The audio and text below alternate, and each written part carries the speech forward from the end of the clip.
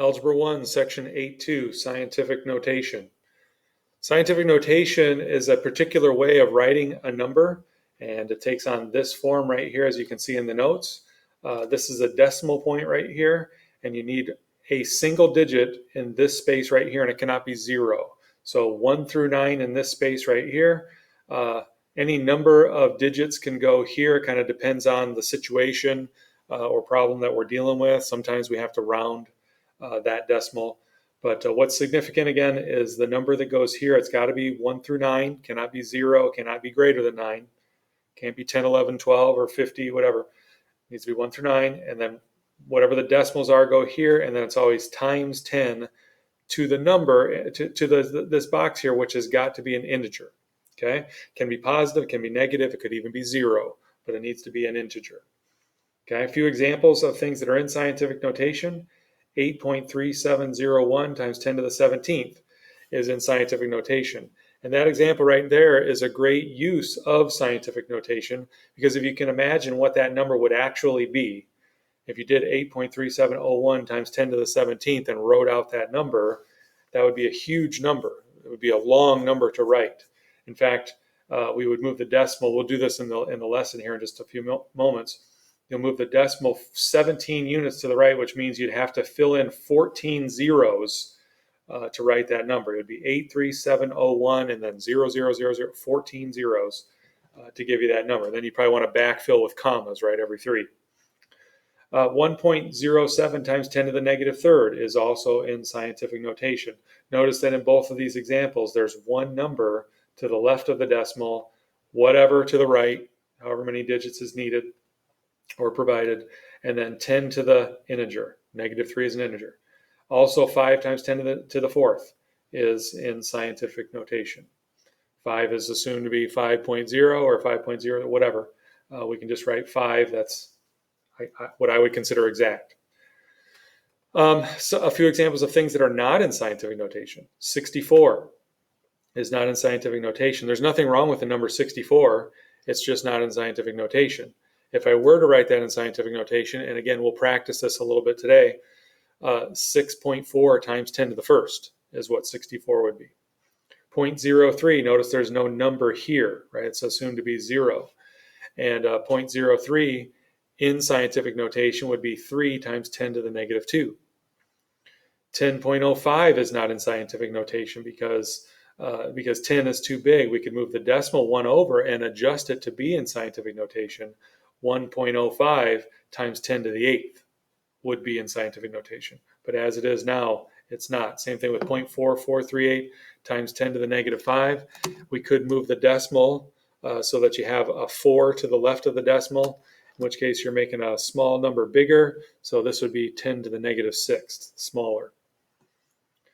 4.438 times 10 to the negative 6 would be an equivalent number to the one you have here and in scientific notation.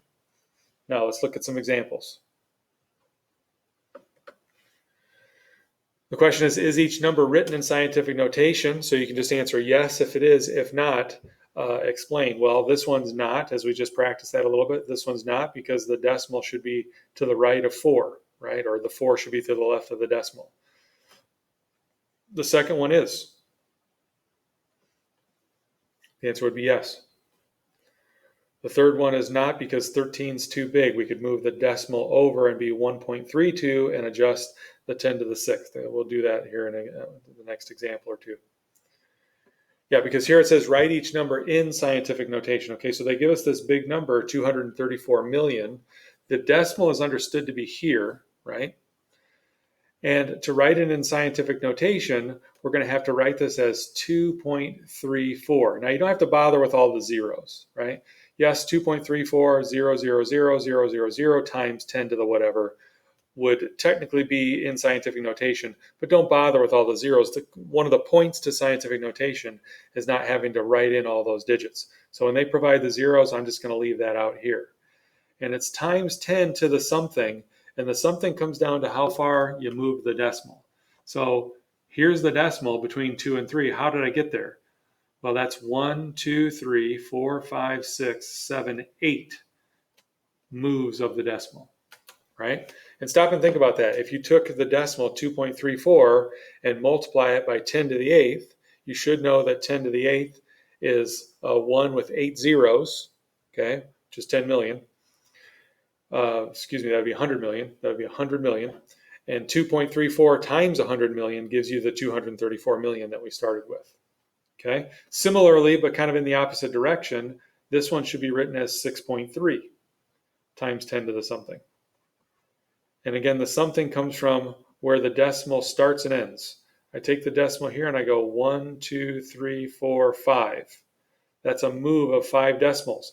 And I did go in the direction of right, as in making the number bigger. So this should be smaller. That's negative fifth. 6.3 times 10 to the negative fifth. Something you should not get in the habit of is simply counting zeros. I mean, notice here there were 6 zeros and it's 10 to the 8th. Here there are 4 zeros and it's 10 to the negative fifth. It's not about counting zeros. It's about how far you move the decimal. Next example. Write each number in standard notation. Okay, so now they're giving us scientific notation. We would write it in standard notation.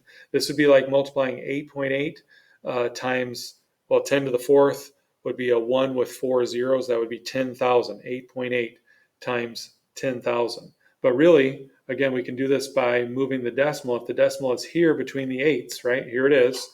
And it's here between the eighths. It's like moving the decimal 4 places. 1, 2, 3, 4. You've got to fill in those with zeros. In fact, the answer is 88,000 kilograms. Just in case you didn't know how much an elephant weighed. Now you do. 88,000 kilograms.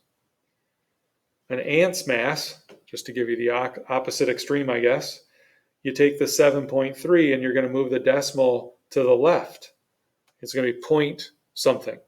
And as I move the decimal left 5 units, I didn't mean to actually put the decimal in. Here's the decimal, and we're going to go left 1, 2, 3, 4, 5 units. In fact, there's 4 zeros then that we'd have to fill in order to see that in standard notation. 0.000073 is the same thing as 7.3 times 10 to the negative fifth, and it's in kilograms. And again, now you know how much an ant weighs. Elephants and ants. It's real life. Couple more. List the planets in order from least to greatest. Now, if you happen to know of these 4, which one's the closest to the sun and which one's the farthest away, you can't use that here. Instead, we want to talk about it in terms of the numbers. Here's how far Jupiter is from the sun in miles. Earth, Neptune, Mercury. Okay, from least to greatest. Okay, so as I just look at those numbers, obviously this one is the farthest away, right?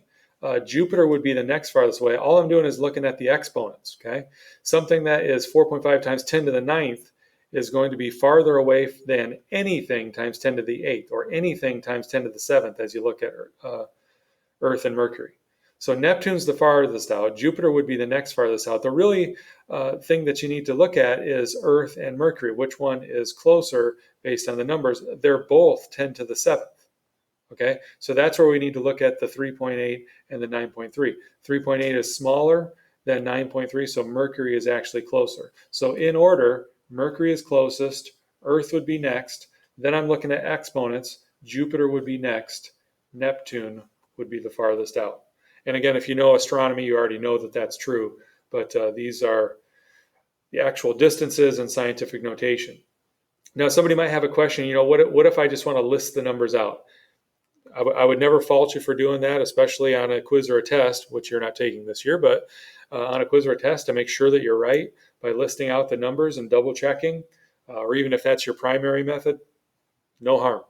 You could do that.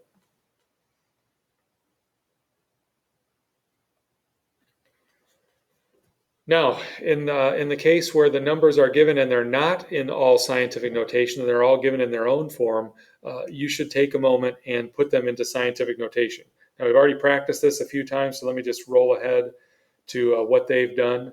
This is in the same order as the list they gave you in the problem, but they have gone ahead and put each one of them in scientific notation. Okay, and again, it's least to greatest. Watch the directions on a problem like that. Make sure you are listing them the way they've asked for them. from least to greatest. Looks like this one is first. Looks like this one is second. Just looking at the exponents there, 2 is less than 3 or 4, with these two being 4. Then the one that's 10 to the third would be next. And then finally, these two that are both 10 to the fourth, well, this number is smaller than this number, so this would be third, and this would be fourth. To list them in order would be 6.3 times 10 to the 2, 10 to the second, then 6.103 times 10 to the third, then 6.03 times 10 to the fourth, then 6.31 times 10 to the fourth, as you see there. I think we have one more. Okay, so here's why, more than anything, this belongs in Chapter 8, and it goes with the power rules that we have already started studying in 8.1, and we'll get into more of. If I asked you to multiply the numbers 3, 4, and 5, if I said 3 times 4 times 5, you might go 3 times 4 is 12, 12 times 5 is 60. You might go 4 times 5 is 20, and then 3 times 20 is 60. You might even, not that anybody would even do this, but it would be okay to go 3 times 5, which is 15, times 4. You still get 60 because you can multiply things in any order. But you notice that I didn't try to apply some kind of distributive property to that. That wouldn't be correct. So don't think distributive property here either. It is customary for our book to use the times symbol like you learned in elementary school for scientific notation, right? Now, if you're not into that and you want to use a times dot, great. Sometimes I use a times dot for scientific notation as well. But the bottom line is that these are three numbers being multiplied. 6 times 8 times whatever 10 to the negative fourth is. So again, don't think that you have to distribute that 6 in. And that is, I'm bringing it up because that's the biggest mistake that I see students make with something like this. What you should do is just multiply the 6 and the 8. That's 48. And it's still times 10 to the negative fourth. However, they did say write each answer in scientific notation, using scientific notation. So now we want to make that adjustment like we did in one of the previous problems. And 48 becomes 4.8. And here's how I do it. And I think I used this language on one of the previous problems. 48 to 4.8. I made that number smaller by a factor of 10. So I want to then make the other number bigger by a factor of 10. 48 became 4.8. 10 to the negative 4 should get bigger by a factor of 10, as if you multiplied it by 10. That would be 10 to the negative third. As this number gets smaller by a factor of 10 because you move the decimal one place, this number gets bigger by a factor of 10. Okay? Now one more example. 0.3 times 1.3 times 10 to the third. Well, 0.3 times 1.3 is 0.39. And again, that's not going to be in scientific notation. So we need to make that adjustment. Again, moving the decimal place. In this case, we're going to move it 1 to the right. That's 3.9. And what I did was make a small number bigger. That's the opposite of what I did in part A. Made a big number smaller, where I had to make this bigger then to adjust for that. Here you're making a small number bigger by a factor of 10. So we want to bring this down. It would be 3.9 times 10 squared, 10 to the negative, or 10 to the second.